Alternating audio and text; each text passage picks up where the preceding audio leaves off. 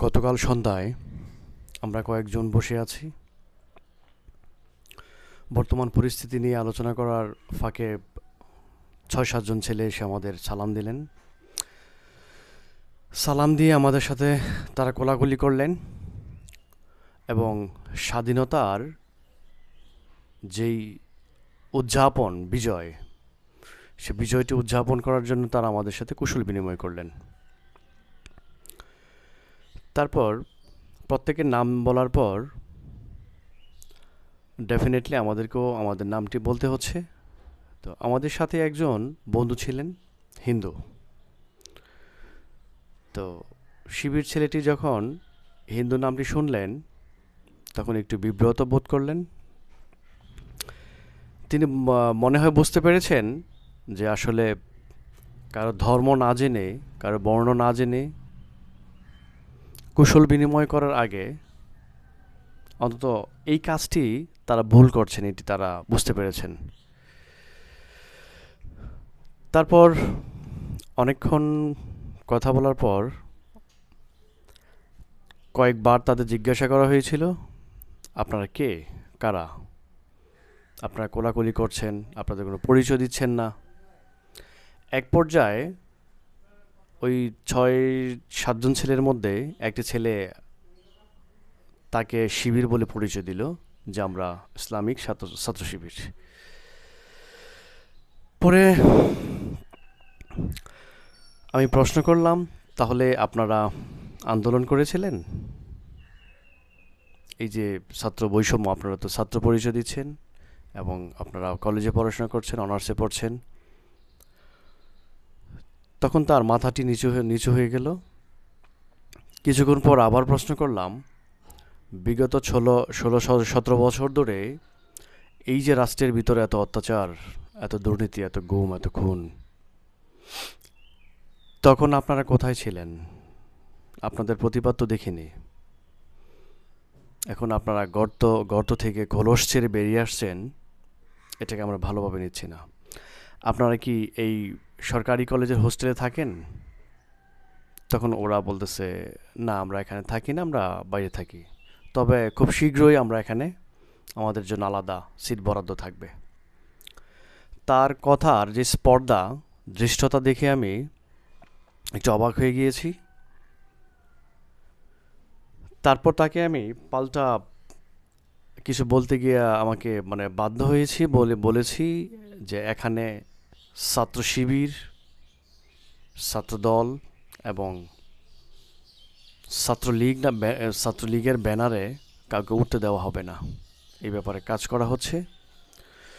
যদি কেউ এখানে উঠতে চায় তাহলে তাকে সাধারণ শিক্ষার্থীর ব্যানারে উঠতে হবে। তাই তরুণ প্রজন্মের প্রতি একটি আহ্বান থাকবে, যারা বর্তমানে বিভিন্ন কলেজে অনার্সে ইন্টারে পড়াশোনা করছেন, তারা বিভিন্ন গ্রুপের প্রচারণা দেখতে পাবেন। এগুলো থেকে একটু দূরে থাকার অনুরোধ করব, কারণ বিগত সালের শিবির এবং ছাত্রদলের কর্মকাণ্ড আমরা দেখেছি। তাদের ইতিহাসটাও খুব ভালো যে সেটা বলা যাবে না। ছাত্রলীগের কর্মকাণ্ড সম্পর্কে আর বলার কিছু নেই, এটা বর্তমান প্রজন্ম সবাই দেখেছেন। এটা একটি রাষ্ট্রের জন্য অশনি সংকেত বলে আমি ধরে নেব। তারপর তাদেরকে আমি পরামর্শ দিয়েছি, আপনারা রাষ্ট্রের জন্য কাজ করুন। এই ধরনের কাজ থেকে বিরত থাকলে রাষ্ট্র, সমাজ, দেশের মানুষের কল্যাণ আসবে। এরপর আমি আরেকটা বিষয়ের উপর গুরুত্ব দিব, যারা বাংলাদেশের শিবির, বিশেষ করে এই ইসলামিক ছাত্র শিবিরকে প্রমোট করেন, তাদেরকে চিহ্নিত করতে হবে, যাতে তারা এই গ্রুপটিকে প্রমোট না করতে পারে। সেই জন্য সমস্ত সারা দেশের মানুষদেরকে অনুরোধ করব, আমরা চাই একটি সুন্দর রাষ্ট্র গঠন করার জন্য, যেখানে কোনো বৈষম্য থাকবে না। এটা হবে অসাম্প্রদায়িক। যদি এখানে শিবির অথবা বিএনপি অথবা আওয়ামী লীগ চলে আসে, নিজেরা নিজেদের আধিপত্য বিস্তার করতে থাকে, বিভিন্ন মানে ধর্মের নামে বিভিন্ন যদি দল গড়ে ওঠে, তাহলে এটি রাষ্ট্রের জন্য কখনোই ভালো হবে না। সুতরাং এই জায়গাটিকে আমাদের ক্লিয়ার করতে হবে। আমরা গতকাল যে বিজয় মিছিলটা দেখেছি, সেখানে প্রচুর পরিমাণ মানুষ হয়েছিল। বিশেষ করে ইসলামিক ছাত্র শিবির অথবা বিএনপির মিছিলগুলোর কথা যদি বলি, এত শোডাউন, এত পরিবেশ দূষণ, শব্দ দূষণ, এগুলো দেখে আমরা অবাক হয়ে গিয়েছি, বিব্রত হয়ে গিয়েছি। কারণ ছাত্র আন্দোলনটি ব্যাহত হওয়ার পথে এটা একটি মানে অন্যতম ভূমিকা পালন করছে বলে বিশ্বাস করি।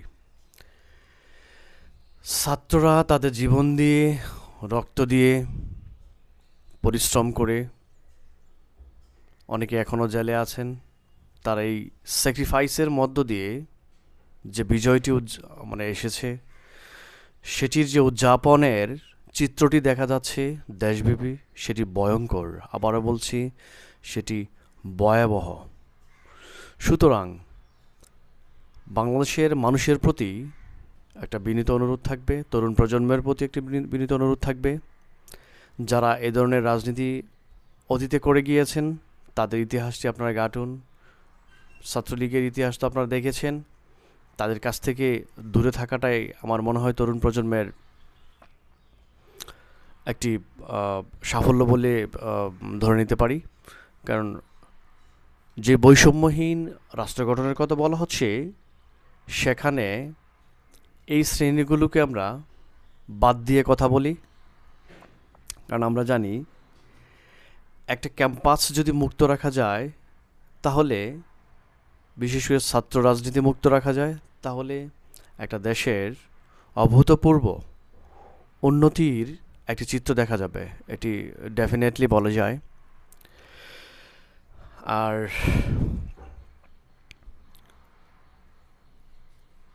এখানে আরেকটা বিষয় গুরুত্বপূর্ণ, সেটি হচ্ছে বিভিন্ন জায়গায় তারা তাদের যেই অফিসগুলো আছে সেগুলো খুলে দিয়েছে।